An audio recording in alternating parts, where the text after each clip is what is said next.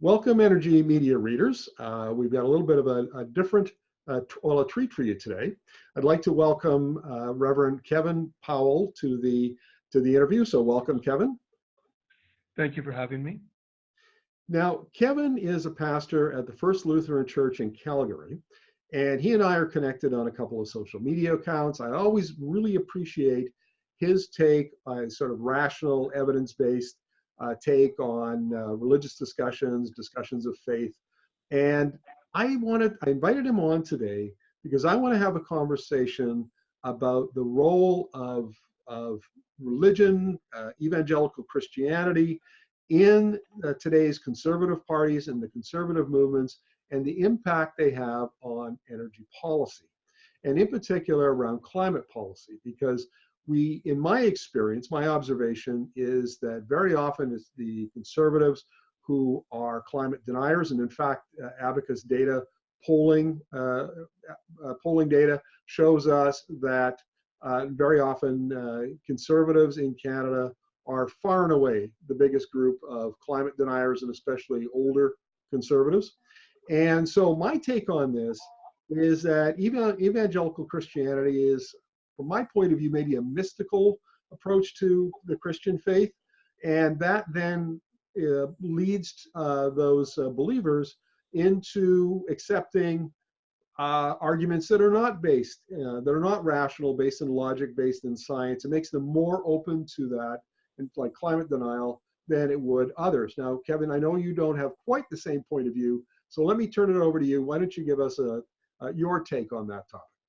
Okay, so I wouldn't use the word mystical because that has a connotation towards Christian mysticism, which actually is very, very open. I see many conservative Christians I think supernatural would be a better word to use. Okay. They have an emphasis on power.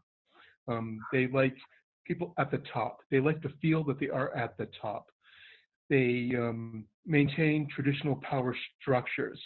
That's why there's a heavy emphasis on male leadership. Many of them don't allow female clergy. Many of them are against LGBT rights because that's not the dominant norm of sexuality. And the climate stuff, I think that's around a couple of things. Number one is their mistrust of science that comes from their understanding of creation, that God created the world in 7 days, when as opposed to looking at that as being an allegory or a myth or some with other theological agenda. And that translates into other items of science, is that they think science is pushing religion out of the way for the top spot for God's revelation in the world, how we understand the world. And so that's what my understanding, my experience has been with conservative Christians, that they're always jockeying for power. And many of them fetishize the word truth over love when we talk about who God is.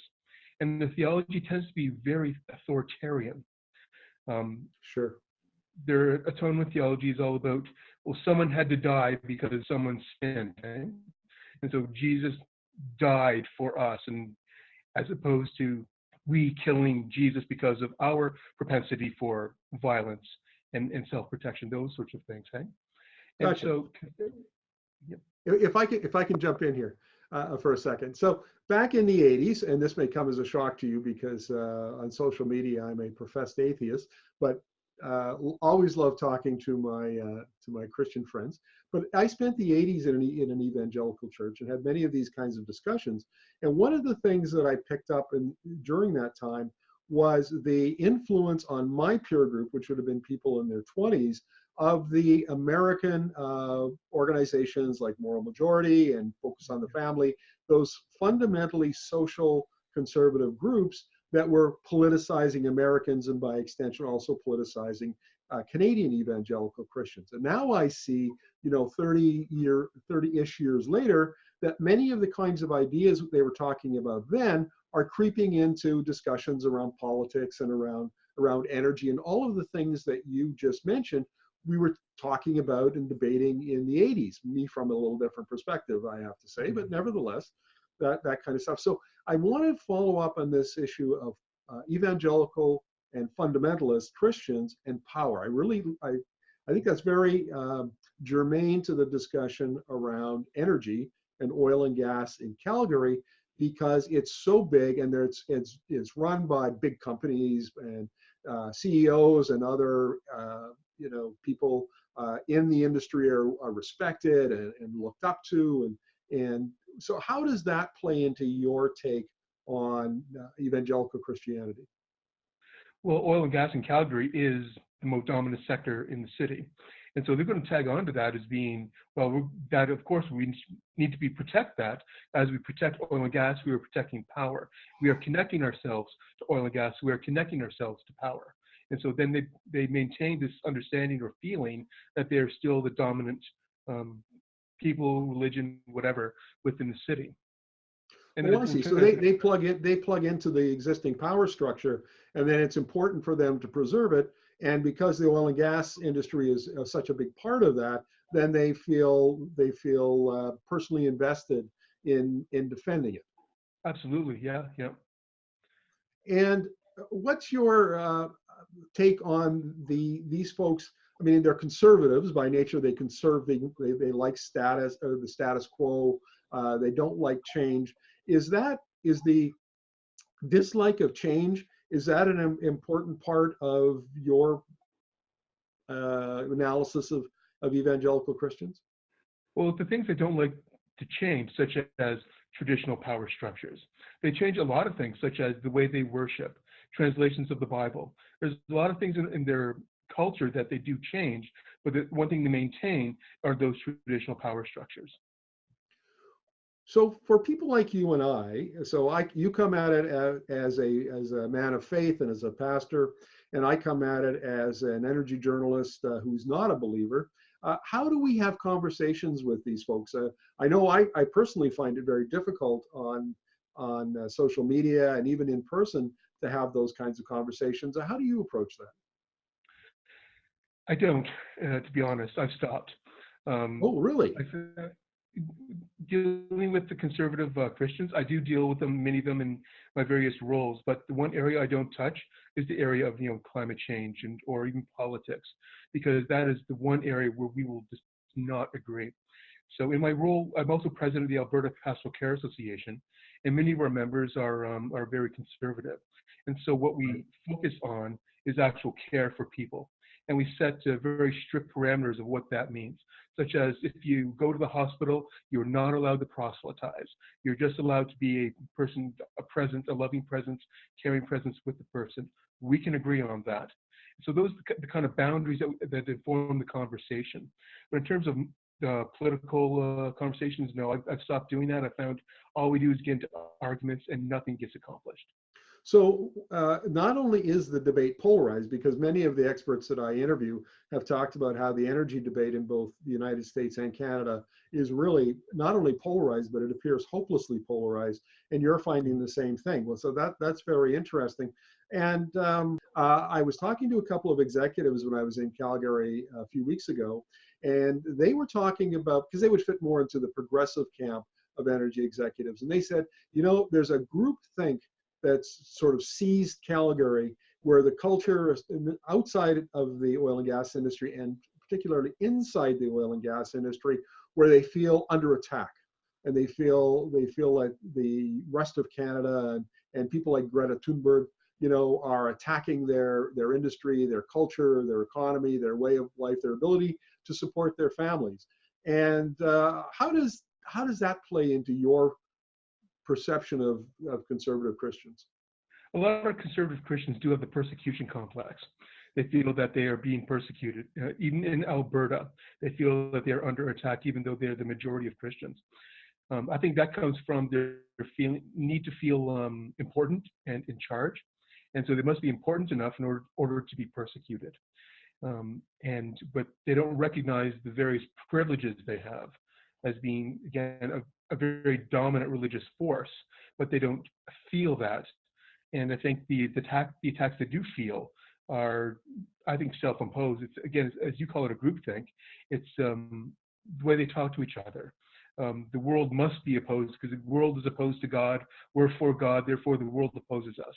When there's so much evidence out there that is simply not true.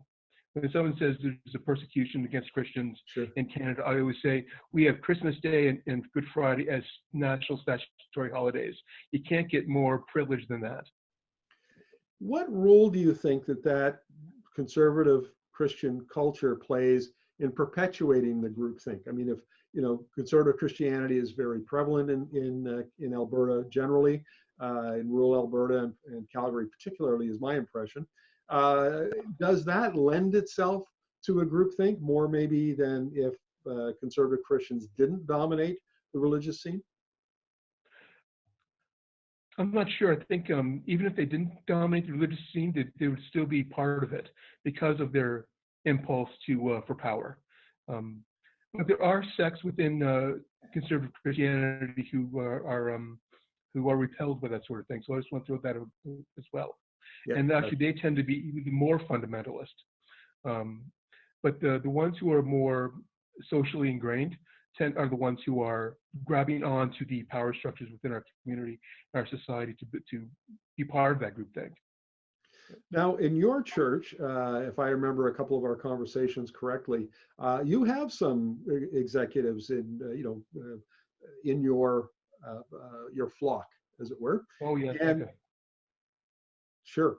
And so my question is, how prevalent is conservative Christianity in the oil and gas boardroom? Do you have a take on that? I don't, because the people in my congregation, oil and gas executives, they're an interesting bunch. They're engineering MBAs, and they think their own way and that sort of thing. But many of them do not hold socially conservative views. That's why they're worshiping at First Lutheran. I preach openly for LGBT rights and talk about the changes in our community as being good things. And they're like, yes, but this is absolutely true. But in the area of oil and gas, they become very, very conservative, very part of that group think. So it's almost as if they're compartmentalizing their lives in the thinking. I have a lot of oil and gas workers who are incredibly generous, both with their time and their resources, who are active parts of our community, who participate in Sure. many of our outreach programs to impoverished people and people who are economically disadvantaged. Yet they are very conservative politically, which I find that's a very interesting phenomenon. And it kind of also blurs the lines between are people conservative in all things? Are conservative Christians one way in all things? I think the conversation can be a lot more nuanced. But I think within conservative Christianity in general, especially evangelical Christianity, my experience has been that the compartmentalization is less so, is that there are a focused tunnel vision group focused on maintaining a sense of power. Kevin, that's all the questions I've got for today. Really appreciate your insights on this particular topic. Any final thoughts? Yeah, it does seem hopelessly divided here in Calgary, but I'm watching the Greta Thunberg thing online, and I think there are a lot of people who are not being part of that whole division. And I think there are a lot of things in our community that do bring us together. And it's unfortunate that the conversation around oil and gas is the one that's polarizing us, as opposed to finding ways to kind of come together as a community. And if the conversation with oil and gas is going to maintain itself, it's got to change at some point, especially as the energy transition happens.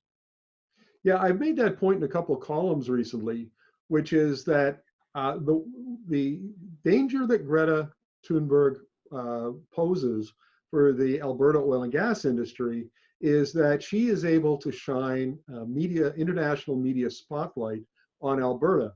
And I don't think that people who maybe don't, in New York or wherever, who are investors, institutional investors, those kinds of folks, who maybe don't spend a lot of time thinking Alberta, suddenly there's Alberta on their nightly news or on their television, or maybe they're reading about it in a newspaper, and suddenly they see the convoys and they see the premier that won't engage with Ms. Thunberg and all of that, and then suddenly they go, that we're not really pleased about that. Well, why are they resisting change? Why are they reactionary like that?